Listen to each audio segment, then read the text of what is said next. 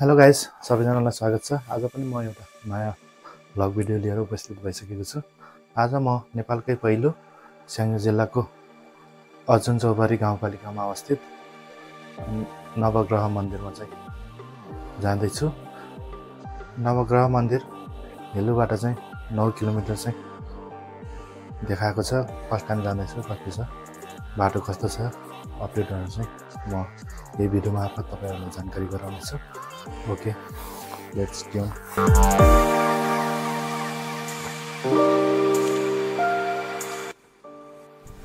Guys, म चाहिँ अहिले हेलोमा आइपुगेको छु। यहाँबाट अर्जुन चौबारी 7 किलोमिटर छ भने नवग्रह मन्दिर चाहिँ 9 किलोमिटर भन्ने चाहिँ यहाँ बोर्ड पनि तपाईहरुले देख्न सक्नुहुन्छ।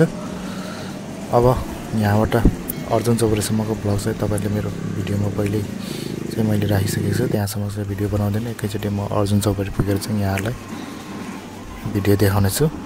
यो चाहिँ म अहिले यहाँ अर्जुन चौबारीमा आइसकेको छु। यहाँबाट माथि नवग्रह जाने मन्दिर कस्तो छ त भनेर चाहिँ कसैले पनि युट्युबमा भिडियो हालेको नपाइएको हुँदा चाहिँ मैले चाहिँ आज चाहिँ यहाँहरुलाई यो भिडियो मार्फत चाहिँ देखाउन गइरहेको छु। त्यसैले भिडियो चाहिँ अन्त्यसम्म हेरिदिनु होला। साथीहरु, म चाहिँ अहिले अर्जुन चौबारी गाउँपालिकामा आइसकेको छु। अर्जुन चौबारी बजार चाहिँ यो अगाडिको त्यो हो। त्यहाँबाट चाहिँ म सोधेर चाहिँ यो नवग्रह मन्दिर जाने बाटो कता भनेर सोधेर चाहिँ यता आएको। अगाडि यो चाहिँ नवग्रह मन्दिर जाने बाटो हो। यहाँबाट चाहिँ उकालो जानुपर्ने रहेछ। अब चाहिँ कच्ची बाटो स्टार्ट भएको छ। अब कस्तो छ त बाटो म यहाँलाई भिडियो मार्फत देखाउने छु। माथि पुगेर भेटौँला।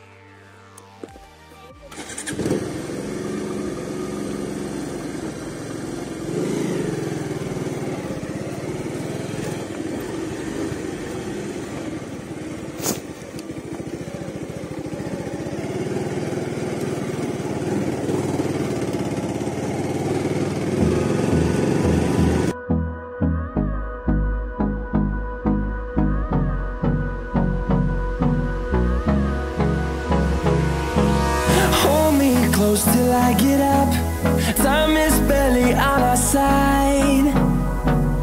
I don't wanna waste what's left. The storms we chase are leading us, and love is all we'll ever trust. Yeah, no, I don't wanna waste what's left. And on we'll go, through the wastelands, through the highways, till my shadow turns to sun rays. And on we'll go, through the wastelands, through the highways. And on we'll go.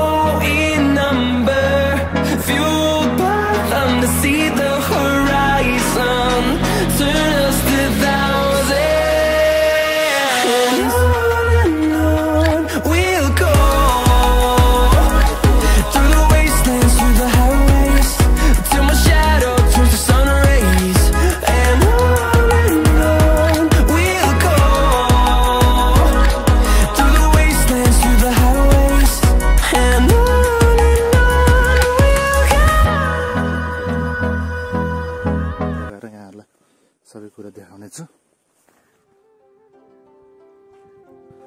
खास मन्दिर यो हो कि उता डाँडामा हो, उता हो कि जस्तो लाग्यो है मलाई मन्दिर चाहिँ।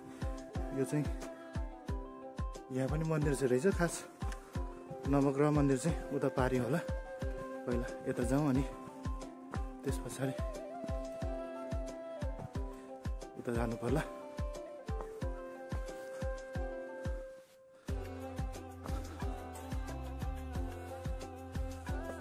यो मन्दिर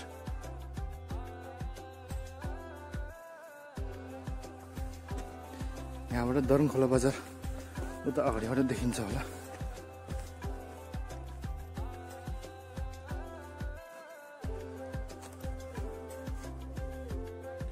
यो चाहिँ दरुङखोला बजार भयो गाइज, यो तलको। अनि म आएको चाहिँ हो त्यो यो चोकबाट चाहिँ आएको हो।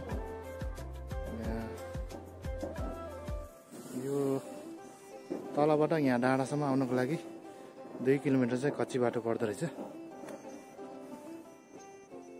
ल ठिक छ, अब म उतापट्टिको मेन नवग्रह मन्दिरमा जाँदैछु। खास नयाँ बनाएको नवग्रह मन्दिर चाहिँ उता पारि रहेछ गाइज। म चाहिँ अब पारि जानु भएको।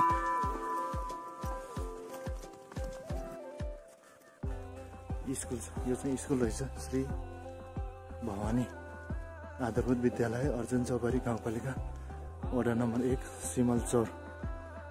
यो ठाउँ चाहिँ सिमलचौर भन्ने ठाउँ रहेछ है गाइज। सिमलचौरमा अवस्थित नवग्रह मन्दिर।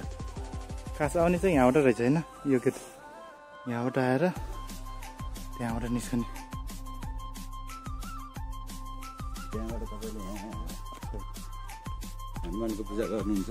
सबै हाम्रो मूर्तिहरू राइट साइडबाट ए यताबाट। हजुर हजुर है हजुर तपाईँ हनुमानको पूजा गरिसकेपछि यो बाटो हजुर। यो आधा घुम्नुहुन्छ कि हजुर यो पुरा परिक्रमा गर्न पर्दैन। घुम्नुभयो नि आइसकेपछि आगे निस्किने। यहाँ आइसकेपछि तपाईँ यहाँ दर्शन गर्नुहुन्छ। हजुर। र यता फेरि नन्दी र दाहिने पार्टी यो रुट युज गर्नुहुन्छ। जगतमा मात्र तपाईँको झाँक्री भँगेर यस्तोहरू आफ्नो लोकल देवता मान्नुहुन्छ नि, हजुर। त्यो सम्झेर पूजा गर्नुहुन्छ। त्यहाँपछि यहाँ लक्ष्मीको पूजा गर्नुहुन्छ। लक्ष्मीको पूजा गरिसकेपछि तपाईँ काला भैरवको पूजा गर्नुहुन्छ। यहाँ आउनुहुन्छ, यहाँ ग्रहको सिम्बलहरू छ बुझ्नुभयो नि। ग्रह फोटो पोइन्ट पनि हो। यसको पछाडि ओम डाँडा छ, तल देख्नुभयो नि। ए तलतिर पछाडि यो 9वटा ग्रहको नाम छ यसमा होइन। 9वटा ग्रहको नाम छ, ग्रहको सिम्बलहरू हो। ए हजुर। त्यहाँपछि यहाँ शिवालयमा पूजा गरेपछि तपाईँ सिधा यो बाटो कहाँ जानुहुन्छ? पञ्चकन्या। उहाँ डाँडामा पञ्चकन्यालाई फेरि परिक्रमा गरेपछि तपाईँ त्यो बाटो कहाँ आउनुहुन्छ? यो नवग्रहको यन्त्रमा आउनुहुन्छ। यहाँ शनिबार तपाईँ भित्र घुम्न पाउनुहुन्छ बुझ्नुभयो नि। अरू बार यो बाहिरको राउन्ड छ नि, बाहिर शनिबार भित्र घुमिसकेपछि घुम्दा घुम्दै तल गुफाबाट निस्केर तपाईँ मौलामा गएर पूजा गरेर गर्नुहुन्छ। ए भित्रै जाने ठाउँ छ। यहाँबाट यो हिँड्न स्टार्ट गरेपछि पुरा परिक्रमा गर्दै तपाईँ यहाँ गुफाबाट मौलामा पुग्नुहुन्छ। अरू बार यो फेरि एक राउन्ड लाएर यो गेट छ नि, यो गेटबाट डाउन गरेर मौलामा पूजा गरेर त्यहाँबाट ट्र्याक भेट्नुहुन्छ। त्यो ट्र्याक नछोडी आएपछि जहाँ तपाईँ जुत्ता चप्पल खोल्यो त्यहाँ हुनुहुन्छ। ए त्यस्तो रहेछ है। म त थाहै भएन, उल्टो उतातिर गएर यतातिर। ठिकै छ, त्यही पनि यसो भिडियो बनाउनु आएको। म त्यसै यहाँ घुम्न मिल्छ होइन बाहिरबाट। ए यो चाहिँ खास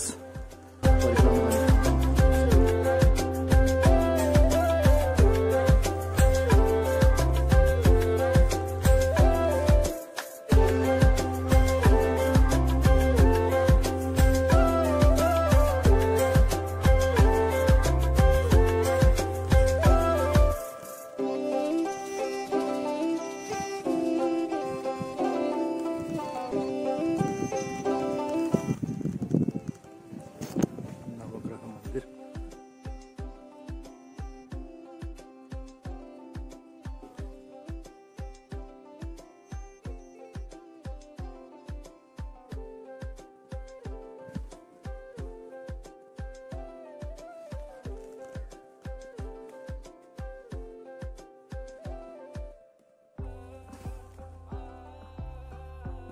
यो चाहिँ परिक्रमा गरेर त्यहाँबाट भित्रबाट चाहिँ उता मौलामा निस्कने ठाउँ रहेछ। यति भन्दै अब चाहिँ म यहाँबाट नवग्रह मन्दिरबाट चाहिँ फर्किन लागेको गाइस। यसो दर्शन गर्न र घुम्नको लागि मात्र चाहिँ आएको थिएँ। खासमा चाहिँ पूजा गर्नको लागि भन्दा पनि घुम्नको लागि चाहिँ भिडियो बनाउन, ब्लग बनाउन र यो नवग्रह आउने बाटो चाहिँ कस्तो छ भनेर यहाँलाई देखाउनको लागि चाहिँ आएको थिएँ। यति भन्दै म चाहिँ यहाँबाट चाहिँ बिदा हुन चाहन्छु। ओके।